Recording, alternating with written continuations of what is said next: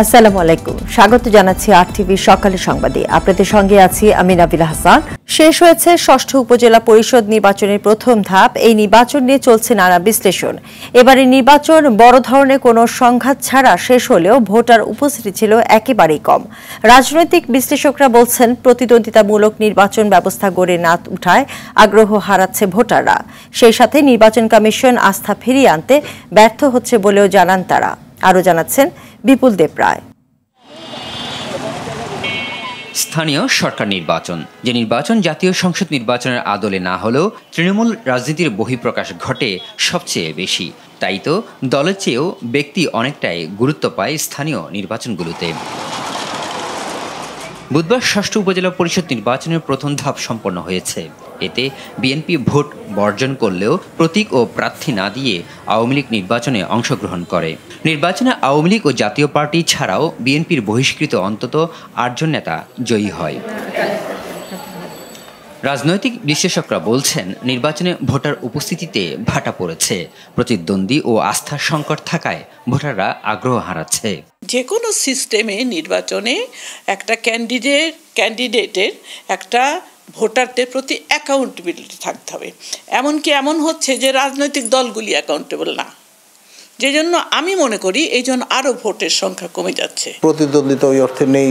শাসক দলের নেতাকর্মী সমর্থকরাই ভিন্ন ভিন্ন ভাবে প্রতিদ্বন্দ্বী প্রার্থী হিসেবে দাঁড়িয়েছেন। বিএনপি তো ঘোষণা দিয়ে বয়কট করেছে, তো ফলে এক ধরনের স্পেস ছেড়ে দেওয়ার মতো। তবে এবারের নির্বাচনে সহিংসতা কমলেও নির্বাচন কমিশনের কিছুটা ঘাটতি রয়েছে বলে মনে করেন এই দুই বিশ্লেষক। আমি চাই যে নির্বাচন কমিশন যে নির্বাচন করবে নিশ্চিদ্র, সুষ্ঠু, অবাধ, নিরপেক্ষ, সম্পূর্ণ একটা নির্বাচন করবেন, যেখানে কোনো প্রশ্ন উঠবে না, তর্কের ঊর্ধ্বে কোনো নির্বাচন হবে না। কেউ যদি বলে থাকে যে এবার সংঘর্ষ কম, সেটাও আমি বলবো যে সেটাও ভুল কথা। প্রশাসনে যারা আছেন এরা দৃঢ় প্রতিজ্ঞ, কোনো অবস্থায় আপনার জাল ভোট কিংবা কেন্দ্র দখল, নানানভাবে হামলে পড়া কেন্দ্রের বাইরে, এগুলো তারা অ্যালাউ করবেন না। নির্বাচনকে অর্থবহ করতে সকল দলকে নির্বাচনে অংশগ্রহণের পাশাপাশি ভোটাররা কেন ভোট দিবে সেটি কাউন্সেলিং করা প্রয়োজন বলে মনে করছেন রাজনৈতিক বিশ্লেষকরা। আমাদের দেশের ভোটাররা জানেই না যে সে কেন ভোট দিবে। বিপুল দেব রায়, আরটিভি, ঢাকা। একদিনের ব্যক্তিগত সফরে টুঙ্গিপাড়া পৌঁছেছেন প্রধানমন্ত্রী ও আওয়ামী লীগ সভাপতি শেখ হাসিনা। সকালে গণভবন থেকে সড়ক পথে টুঙ্গিপাড়ার উদ্দেশ্যে রওনা দেন তিনি। টুঙ্গিপাড়ার প্রধানমন্ত্রী জাতির পিতা বঙ্গবন্ধু শেখ মুজিবুর রহমানের সমাধিতে ফুল দিয়ে শ্রদ্ধা জানাবেন। এরপর ১৯৭৫ সালের ১৫ আগস্ট বঙ্গবন্ধু ও তার পরিবারের শহীদ সদস্যদের রুহের মাগফিরাত কামনা করে মোনাজাতে অংশ নেবেন তিনি।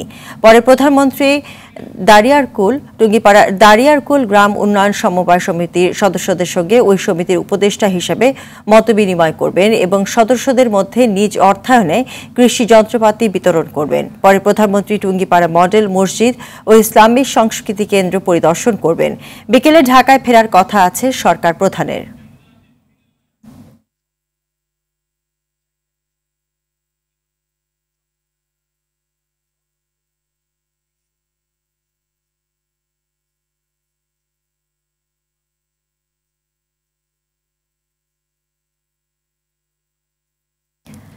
দর্শক, এই মুহূর্তে টুঙ্গিপাড়া থেকে সরাসরি যোগ দিচ্ছেন সহকর্মী রুহুল আমিন তুহিন।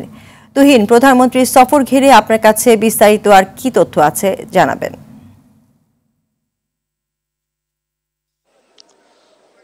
যেমনটি বলছিলেন, প্রধানমন্ত্রী শেখ হাসিনা ব্যক্তিগত সফরে টুঙ্গিপাড়ায় পৌঁছেছেন। অর্থাৎ তিনি কিন্তু এইখানে এসেছেন সড়ক পথে। সকালে 7:30টায় গণভবন থেকে যাত্রা শুরু করেছিলেন।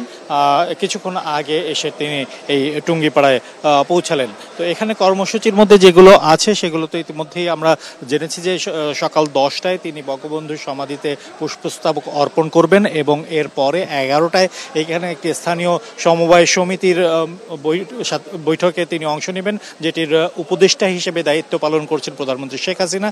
এবং সেই সমবায় সমিতির সদস্যদের মাঝে বিভিন্ন ধরনের কৃষি উপকরণও বিতরণ করবেন প্রধানমন্ত্রী শেখ হাসিনা।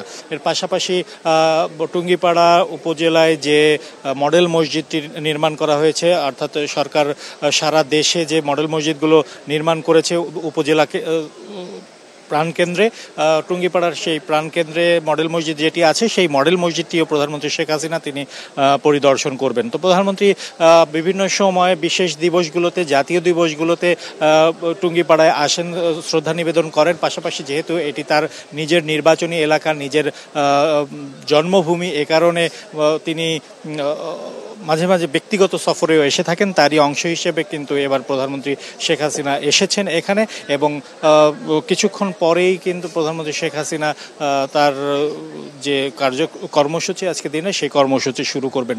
সমবায় নিয়ে প্রধানমন্ত্রী কিন্তু বেশ কিছুদিন আগে এক সংবাদ সম্মেলনে কথা বলছিলেন। সমবায় ভিত্তিক কৃষি নিয়ে তিনি তার উদ্যোগের কথা জানাচ্ছিলেন যে তার গ্রামের বাড়িতে যে জমিগুলো আছে সেই জমিগুলো বিভিন্ন সেই জমি এবং তার আত্মীয় স্বজন এবং পাড়া প্রতিবেশীদের যে জমিগুলো আছে সেগুলো নিয়ে তিনি একটি সমবায় সমিতি করেছেন, এবং সেই সমবায় সমিতির ফসলের ভাগও তিনি ইতিমধ্যে পেয়েছেন। তার ভাগের অংশ হিসেবে তিনি কিন্তু 1 লাখ টাকা পেয়েছেন বলেও জানিয়েছিলেন। পাশাপাশি এই সমবায় সমিতির যে জমিগুলো আছে সেই জমিগুলোর অনেক জমিগুলোতে কিন্তু বছরের বেশ কিছু সময় পানি থাকে। সেই পানিময় যে জমিগুলো আছে সেই জমিতে মাছ চাষ করেও কয়েক মণ মাছ পেয়েছেন প্রধানমন্ত্রী। তো সেই সমবায় ভিত্তিক কৃষিটার উপরে আরও জোর দিতে, এবং আমরা জানি যে কোনো কর্মসূচিতে, যে কোনো উদ্যোগে প্রধানমন্ত্রী নিজে সামনে থেকে নেতৃত্ব দেন। যখন তিনি বললেন যে কৃষিকাজ করতে হবে, একটি জমি পতিত রাখা যাবে না, তখন কিন্তু তিনি গণভবনে কৃষিকাজ শুরু করলেন এবং সমবায় ভিত্তিক কৃষিতে জোর দিয়েছেন। তিনি নিজে কিন্তু সমবায় ভিত্তিক কৃষি শুরু করেই এখানে সামনে থেকে নেতৃত্ব দিচ্ছেন। তো এই ছিল টুঙ্গিপাড়া থেকে আমার কাছে সর্বশেষ সংবাদ। ধন্যবাদ আপনাকে। আইএমএফ এর প্রেসক্রিপশনে ক্রলিং পেগ পদ্ধতিতে ডলারের দাম 1,60,000 টাকা বাড়িয়েছে কেন্দ্রীয় ব্যাংক। এ বিষয়ে মিশ্র প্রতিক্রিয়া জানিয়েছেন অর্থনীতিবিদরা। বিআইআইএসএস এর গবেষণা পরিচালক ডক্টর মাহফুজ কবির মনে করেন ডলারের দাম বাড়াতে ক্রলিং পেগ নীতি মানা হয়নি।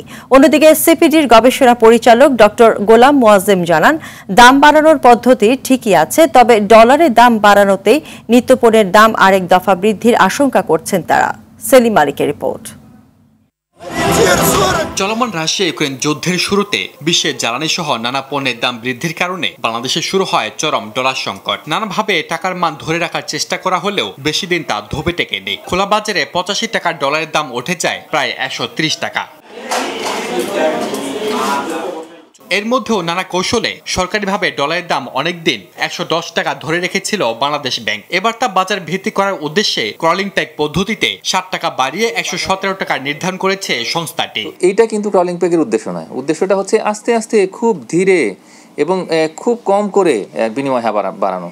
তো আমি মনে করি যে সেই পথে আসলে বাংলাদেশ ব্যাংক হাঁটেনি, এবং এইটা যে কাজটা করলো বাংলাদেশ ব্যাংক সেটা কিন্তু এক ধরনের রিভার্স ট্রিটমেন্ট তৈরি করতে পারে। অন্যদিকে ডক্টর গোলাম মোয়াজ্জেম মনে করেন দাম বাড়ানো ঠিক হয়েছে। 7 টাকা বরঞ্চ আমার কাছে মনে হয়েছে যে কমই বেড়েছে, কেননা আমাদের ব্যবসায়ীদের কোনো সময়ে 125 টাকা 128 টাকার রেটেও তাদেরকে ডলার বাজার থেকে ক্রয় করতে হয়েছে, এরকম শোনা যায়।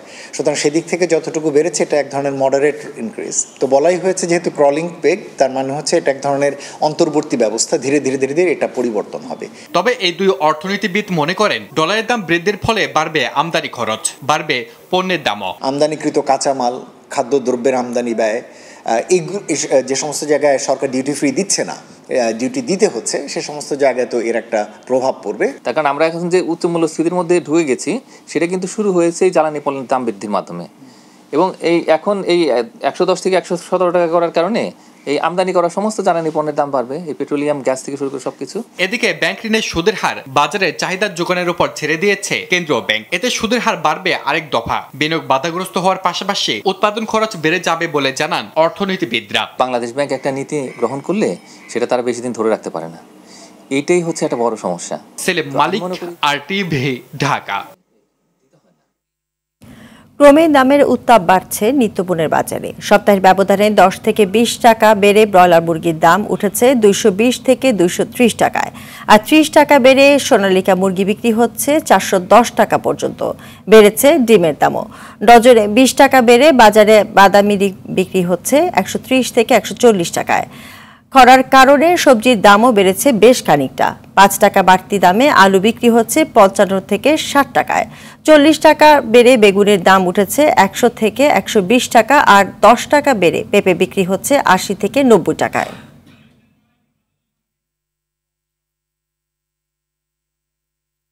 এই মুহূর্তে কারওয়ান বাজার থেকে সরাসরি যোগ দিচ্ছেন সহকর্মী সেলিম মালিক। সেলিম, বাজারে কি অবস্থা দেখছেন, ভোক্তা ও বিক্রেতারা কি বলছে? বাজারে কিন্তু এই সপ্তাহে আমরা যেটা দেখতে পাচ্ছি যে অন্যান্য সপ্তাহের চেয়ে কিন্তু এই সপ্তাহে বেশ উত্তপ্ত বলা যেতে পারে বাজার, কারণ এই সপ্তাহে বেশ কিছু পণ্যের দাম বেশি বেড়েছে। বিশেষ করে ডিম এবং ব্রয়লার মুরগি, সোনালিকা মুরগির দাম কিন্তু বেশ খানিকটা বাড়তি। আমি যদি এ বিষয়ে আরেকটু জানার চেষ্টা করি একজন ব্যবসায়ীর কাছ থেকে, আপনি আমাকে বলবেন যে এই সপ্তাহে আসলে ব্রয়লার এবং সোনালিকা মুরগির দাম কি পরিমাণ বাড়লো? গত সপ্তাহে ব্রয়লার মুরগি 210 টাকা বেচছি, এই সপ্তাহ কেজিতে ব্রয়লার মুরগি 220 টাকা বেচতেছে, 10 টাকা কেজিতে বাড়ছে। আর সোনালী মুরগি অরিজিনালটা গত সপ্তাহে বেচছি 380 টাকা, এই সপ্তাহ 400 টাকা, কেজিতে 20 টাকা বাড়ছে। আচ্ছা, এই যে এত দাম বাড়লো এটা কারণটা কি? এটা খামারিরা গরমে অনেক লস দিচ্ছে, কিন্তু এখন শীতের একটু মৌসুম, এখন একটু মনে করেন আপনার মানে হেগো তো লাভের দরকার আছে, অনেক মরছে, অনেক লস দিচ্ছে, এই কারণে একটু দাম বাড়ার উদ্দেশ্য হলো এটা। কিন্তু বাজারে কাস্টমার অনেক কম, কিন্তু এত বাড়ার কোনো কথা না। ধন্যবাদ। আসলে ব্যবসায়ী যেটি বলেন যে এখন কিছুটা স্বস্তির বৃষ্টি কিন্তু এখন হচ্ছে, এবং এই কারণে কিন্তু দেখা যাচ্ছে যখন খরা ছিল তখন কিন্তু অনেক মুরগি মারা গিয়েছিল এবং মুরগিও কিন্তু বাজারে তেমন বেশি পরিমাণ আসছিল, তখন দাম একটু কম ছিল। তবে এখন বৃষ্টি হওয়ার কারণে অনেক খামারি কিন্তু মুরগি ধরে রাখছেন এবং এই কারণে কিন্তু কিছুটা সংকট তৈরি হয়েছে বাজারে, এই জন্য দামটা বাড়তে।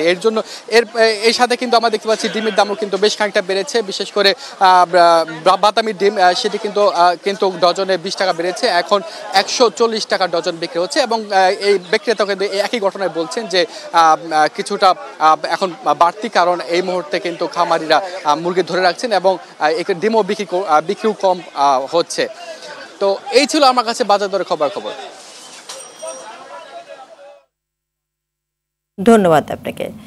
চট্টগ্রামের কর্ণফুলী নদীতে বিমান বাহিনীর প্রশিক্ষণ যুদ্ধ বিমান বিধ্বস্তের ঘটনায় নিহত পাইলট মোহাম্মদ আসিম জাওয়াদ রিফাতের মরদেহ ঢাকা থেকে মানিকগঞ্জে নেওয়া হবে। বাদ জোহর আরেক দফা জানাজা শেষে জেলা শহরের কবরস্থানে তাকে দাফন করা হবে। এদিকে রিফাতের মৃত্যুতে এলাকায় শোকের ছায়া নেমে এসেছে। একমাত্র ছেলেকে হারিয়ে পাগল প্রায় বাবা মা। রাতে পতেঙ্গায় তার প্রথম জানাজা অনুষ্ঠিত হয়। বৃহস্পতিবার চট্টগ্রামের পতেঙ্গায় বিমান বাহিনীর প্রশিক্ষণ বিমান বিধ্বস্তের ঘটনায় পাইলট মোহাম্মদ আসিম জাওয়াদ রিফাতের মৃত্যু হয়। এতে আহত হয়ে হাসপাতালে চিকিৎসাধীন কো পাইলট সোহান। এদিকে বঙ্গোপসাগরের মোহনায় প্রায় 11 ঘণ্টা অভিযান চালানোর পর রাতে বিধ্বস্ত বিমানের ধ্বংসাবশেষ উদ্ধার করেছে বাংলাদেশ নৌবাহিনী।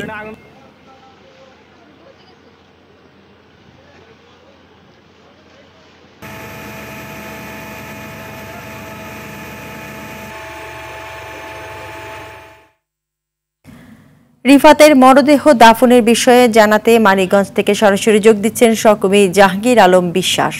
জাহাঙ্গীর, পাইলট রিফাতের মৃত্যু ঘিরে এলাকার পরিস্থিতি ও দাফনের বিষয়ে জানাবেন।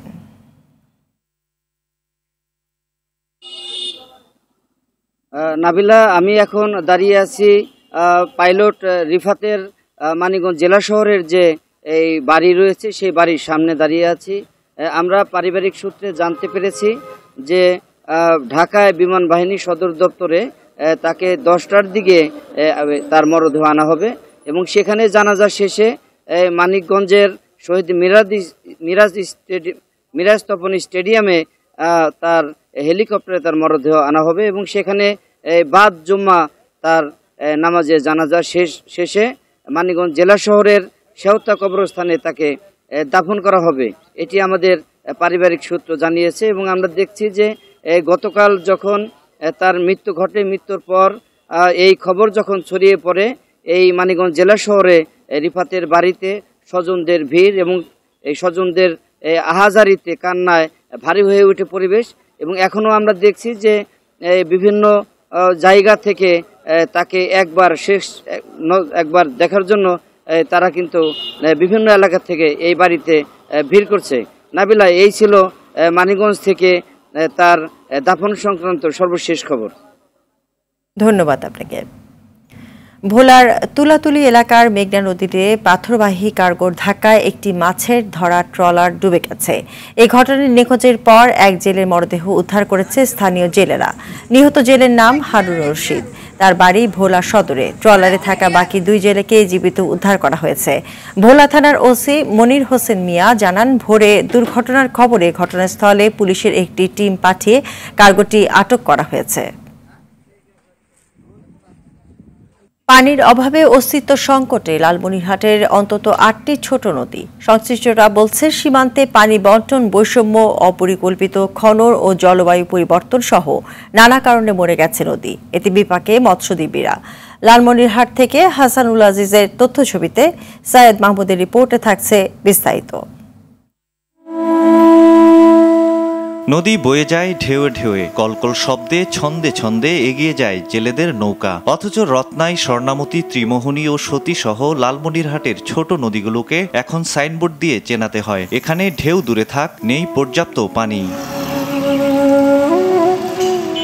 স্থানীয়রা জানায়, একসময় এসব নদীতে থই থই পানি ছিল, ব্যবসা বাণিজ্য ছিল নদী কেন্দ্রিক, মৎস্য আহরণ করে জীবিকা নির্বাহ করত বহু মানুষ। নদীর পানিতে হতো তীরবর্তী জমির চাষাবাদ। মাছও নাই, পানিও নাই, এখন সবগুলা খরা মৌসুমের মতো, পানি নাই, আবাদ হচ্ছে না। যেমন বিভিন্ন জায়গায় বাদ দিয়ে পানিগুলো তারা ডাইভারশন করে অন্যদিকে নিয়ে তারা চাষাবাদ করতেছে। আগে তো খুব গভীর ছিল, মনে মনে অনেক মাছ অনেক কিছু ছিল। নদী খননের কাজ করিয়া অর্ধেক করছে, অর্ধেক কাজ ছাড়ি গেছে, কিন্তু এক পাশে বাঁধিছে আর এক পাশে বাঁধে নাই।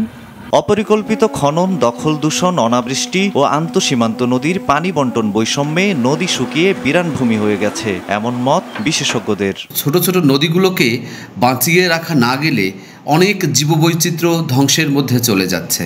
আমরা দেখেছি বিভিন্ন সময় ছোট ছোট নদীগুলোর কিছু খনন হয়, সেগুলো এত অবৈজ্ঞানিক পদ্ধতিতে খনন হয় যে নদীগুলোর উপকারের চেয়ে যেন ক্ষতিই বেশি হয়। লালমনিরহাট জেলা প্রশাসন ও পানি উন্নয়ন বোর্ড জানিয়েছে, নদী দখলমুক্ত করতে তালিকা করা হচ্ছে, উদ্যোগ নেওয়া হয়েছে খননের। জেলা প্রশাসনের সাথে সমন্বয় করে আমরা 5টি নদী এবং আরও 6টি খাল খননের প্রস্তাবনা দিয়েছি। আমরা সেখানে ডিমার্কেশন করেছি, চিহ্নিত করেছি, এটা ঠিক আছে, কিন্তু লোকজন সেখানে ভুট্টা লাগিয়েছে। সীমানা নির্ধারণের কাজ চলমান রয়েছে, পানি উন্নয়ন বোর্ডের মাধ্যমে ইতিমধ্যে বেশ কিছু দূর এগিয়ে গেছে এবং পাশাপাশি কারো দখলে নদী থাকলে সেই বিষয়ে তালিকাও তৈরি করা হচ্ছে। কার্যকর পদক্ষেপে নদীগুলোর প্রাণ ফিরিয়ে আনার দাবি লালমনিরহাটবাসীর। সাইয়েদ মাহমুদ, RTV। বগুড়ার সারিয়াকান্দিতে এবছর লালমরিচের চাষ ভালো হওয়ায় ব্যস্ত সময় পার করছে উপজেলার চাষিরা। দ্রব্যমূল্য ও মজুরি বৃদ্ধির কারণে উৎপাদন ব্যয় বাড়ায় কম দামে বিক্রি করলেও হাসি ফুটেছে কৃষকদের মুখে। বগুড়ার সারিয়াকান্দি সংবাদদাতার পাঠানো তথ্য ও ছবিতে সৈয়দা সামিয়া তামান্নার রিপোর্ট। বগুড়ার লালমরিচ, যার খ্যাতি রয়েছে দেশ জুড়ে। যমুনা নদীর চরাঞ্চলে দোআঁশ মাটিতে প্রাচীনকাল থেকেই লালমরিচ সবচেয়ে বেশি উৎপাদন হয় বগুড়ার সারিয়াকান্দিতে। এবছর উৎপাদন ভালো হওয়ায় লালমরিচ প্রক্রিয়াজাতকরণে ব্যস্ত সময় পার করছেন কৃষকরা। যমুনার পানি নেমে যাওয়ার পরই জমিতে মরিচের চারা রোপণ করা হয়। তবে গেল বছরগুলোতে দেশি মরিচ আবাদে লাগাতার ক্ষতির সম্মুখীন হওয়ায় হাইব্রিড মরিচ আবাদে ঝুঁকছেন কৃষকরা। হাইব্রিড মরিচের উৎপাদন বেশি হওয়ায় কাঁচা অবস্থাতেই তা বাজারজাত করে মুনাফা অর্জন করা যায়। তবে এতে করে কমেছে দেশি মরিচের উৎপাদন। খাওয়া দাওয়া করে আমরা মরিচটা নিয়ে যায়। মরিচ করেছিলাম 6-7 বিঘা জমি, 2 লাখ টাকা খরচ, বেচলে মনে হয় 5.5 লাখ টাকার মতো। এদিকে দ্রব্যমূল্যের ঊর্ধ্বগতির পাশাপাশি শ্রমিকের মজুরি বৃদ্ধি, উত্তোলন ও পরিবহন খরচ বেড়ে যাওয়া সহ নানা কারণে বেড়েছে মরিচের উৎপাদন ব্যয়। এখানে যে মরিচটা উৎপন্ন হয় এই মরিচটা অত্যন্ত উন্নত মানের, ঝাল এবং মুখরোচ হওয়ার কারণে এই মরিচটা মশলা কোম্পানিগুলো আছে তারা আমাদের এই সারিয়াকান্দির এখান থেকে সংগ্রহ করে। আবহাওয়া অনুকূলে থাকায় ও উৎপাদন ভালো হওয়ায় এই উপজেলায় কৃষকদের মাঝে মরিচ আবাদের আগ্রহ বাড়ছে বলে জানান উপজেলা কৃষি কর্মকর্তা। এবছর মরিচের রিসিভমেন্ট হয়েছে 3310 হেক্টর। গত বছরের তুলনায় 160 হেক্টর জমিতে মরিচ আবাদ বেশি হয়েছে। এই মরিচ বিক্রি করে দেখা যায় কৃষকরা অর্থনৈতিকভাবে লাভবান হচ্ছে। উপজেলায় চলতি মৌসুমে 3300 হেক্টর জমিতে মরিচ চাষে লক্ষ্যমাত্রা ধরা হয়েছিল। সৈয়দা সামিয়া তামান্না, RTV। ফিলিস্তিনের অবরুদ্ধ গাজা উপত্যকায় 7 মাসেরও বেশি সময় ধরে চলা ইসরায়েলি আগ্রাসন বন্ধে যুদ্ধবিরতির আলোচনা কোনো ধরনের চুক্তি ছাড়াই শেষ হয়েছে। অন্যদিকে ইসরায়েলি বাহিনী রাফা অঞ্চলে নতুন করে বোমা বর্ষণ করেছে। গাজা উপত্যকার রাফায় চলছে ইসরায়েল ও হামাসের তুমুল লড়াই। শুক্রবার এক প্রতিবেদনে এই তথ্য জানায় সংবাদ মাধ্যম আল জাজিরা। এরই মধ্যে শত্রু মিত্রদের সব চাপ উপেক্ষা করেই জনবহুল শহরটিতে ঢুকে হামলা চালাতে শুরু করেছে ইসরায়েলি পদাতিক বাহিনী। ট্যাঙ্ক থেকে ছুটছে গোলা, তবে হামাস যোদ্ধারাও ছেড়ে কথা বলছে না। রকেট মর্টার ছুড়ে গড়ে তুলছে শক্ত প্রতিরোধ। এছাড়া বিস্ফোরক ডিভাইসের মাধ্যমেও তেল আবিবের সেনাদের প্রতিরোধ করছে ফিলিস্তিনি গোষ্ঠীটি। জিম্বাবুয়ের বিপক্ষে 5 ম্যাচ সিরিজের চতুর্থ টি20তে আজ মাঠে নামবে বাংলাদেশ। মিরপুর শেরেবাংলা স্টেডিয়ামে খেলা শুরু হবে সন্ধ্যা 6টায়। বিশ্বকাপে নিজেদের পরখ করে নেওয়ার শেষ সুযোগটা কাজে লাগাতে চায় টিম টাইগার। নাজবুল সাকিবের রিপোর্টে বিস্তারিত। চট্টগ্রামে সিরিজের প্রথম 3 ম্যাচে জয় পেলেও হতাশ করে টপ অর্ডারদের ব্যাট। বোলারদের দাপটে ঢাকা পড়ে ব্যাটারদের সেই ব্যর্থতা। বিশ্বকাপের আগে নিজেদের ঝালিয়ে নেয়ার শেষ সিরিজে ব্যাটারদের অফ ফর্মে চিন্তিত দলও। মিরপুরে ম্যাচ পূর্ববর্তী সংবাদ সম্মেলনে সে কথা স্বীকার করলেন পেসার তাসকিন আহমেদ। ব্যাটিং বা বোলিং যেদিনই খারাপ হয়, বাইরের ফ্যান্স বা বাইরের যারাই আছেন সবার থেকে বেশি ডিসঅ্যাপয়েন্টেড কিন্তু আমরা সবার আগে, কারণ দিন শেষে আমাদেরই খেলতে হয় এবং আমরা কিন্তু কনসিস্টেন্টলি কাজ করেই যাচ্ছি কিভাবে আমাদের ব্যাটিং বা বোলিং আরো ইমপ্রুভ করা যায়। এটা আমরাও বুঝতে পারছি যে আমাদের এক্সপেকটেশন ওয়াইজ স্টার্ট হচ্ছে না, এটা নিয়ে কাজ হচ্ছে এবং আসলে সর্বোচ্চ চেষ্টা করা ছাড়া তার কোনো কিছুই হাতে নেই। তো চেষ্টা করে যাচ্ছি, আই হোপ সামনে বেটার কিছু হবে এবং ইনশাল্লাহ এই 2টা ম্যাচও আগের ম্যাচগুলো থেকে বেটার হবে ব্যাটিং। নিজেদের ফিরে পেতে মিরপুর হতে পারে আদর্শ। অনুশীলনেও দেখা যায় ব্যাটারদের নিয়ে কোচের সিরিয়াসনেস। সিরিজের চতুর্থ ম্যাচের আগে ব্যাটিংয়ে বাড়তি মনোযোগী হাতুরু সিং এর শিষ্যরা।